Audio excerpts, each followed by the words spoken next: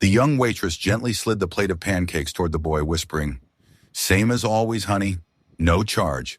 She never asked his name, never expected anything in return. But that morning, the entire neighborhood froze as 4 gleaming black SUVs pulled up outside the diner. A man in a military dress uniform stepped out, holding a carefully folded letter in his hand. Who were they? And why did everyone suddenly stand when that woman walked out? Welcome to QH. Let's uncover what really happened. Jenny Millers was 29 years old, a waitress at Rosie's Diner, a small establishment tucked between a hardware store and a laundromat in rural Kansas. Her life followed the same routine each day: wake before dawn, walk 3 blocks to work, tie her faded blue apron around her waist, and greet the morning regulars with a smile that never revealed the loneliness behind it. She lived alone in a 1-bedroom apartment above the pharmacy, her only family photographs turned yellowed by time. Her father had passed when she was 15, her mother 2 years later. The aunt who raised her had moved to Arizona for her arthritis, leaving Jenny with little more than holiday phone calls and occasional letters. On a Tuesday in early October, Jenny first noticed the boy. He couldn't have been older than 10, small for his age, with careful eyes that seemed to take in everything while revealing nothing. He sat in the corner booth farthest from the door, a backpack too large for his frame propped beside him, and a book always open on the table. The first time, he ordered only a glass of water. Jenny brought it with a smile and a paper straw. He thanked her with a nod so slight it was barely perceptible. The second day, the same. The third, the fourth. By the second week, Jenny had observed his pattern. He would arrive at 7:15, precisely 45 minutes before school began, at the elementary 3 blocks away. He would sit, read, sip his water slowly, watching as other customers ordered stacks of pancakes, eggs, bacon, and toast. At 7:55, he would close his book, thank her, and leave, having eaten nothing. On the 15th day, Jenny accidentally brought him a plate of pancakes. "Oh, I'm sorry," she said, setting it down as if confused. "The kitchen made an extra. I'll just leave it here instead of throwing it away."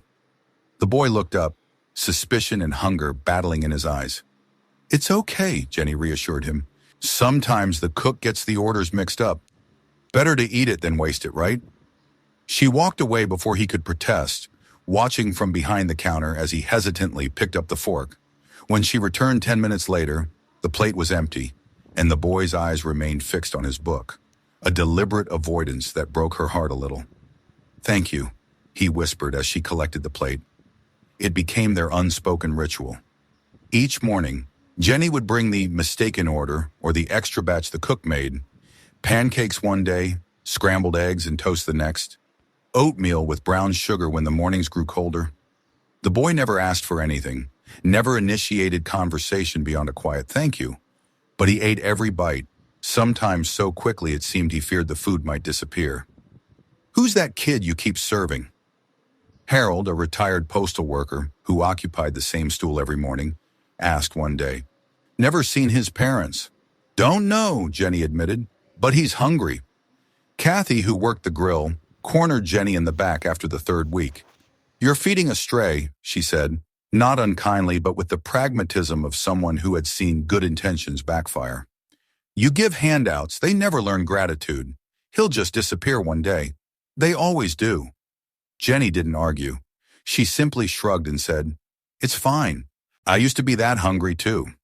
It was the most personal information she'd shared with her coworkers in the 3 years she'd worked at Rosie's. The boy never volunteered his name, and Jenny never asked. Something in his demeanor, the careful way he entered and exited, how he angled himself to see both the door and the window, told her that questions would only drive him away. Instead, she made sure his water glass stayed full, that the pancakes were always warm, and that the diner felt like a place where he could breathe easier for 40 minutes each morning. Sometimes when the diner was quiet and the boy was absorbed in his book, Jenny would allow herself to wonder, was he living nearby? Did he have family? Why was he always alone? And why did hunger seem like a familiar companion to him? But she pushed the thoughts away. In her experience, kindness with conditions wasn't kindness at all. So she continued their silent arrangement, watching as the boy's shoulders gradually lowered from their perpetually defensive hunch, as his eyes began to meet hers for a second longer, each time she approached his table. That small change, the moment of eye contact that stretched from a millisecond to perhaps two, was enough to convince Jenny that whatever she was doing, however small it might be, mattered. By the 6th week, others had noticed Jenny's routine with the boy.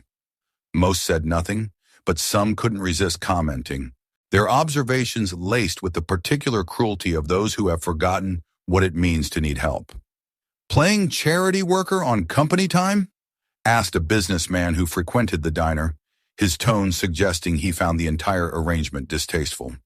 "Kids these days expect handouts everywhere." "Times must be changing," remarked another regular.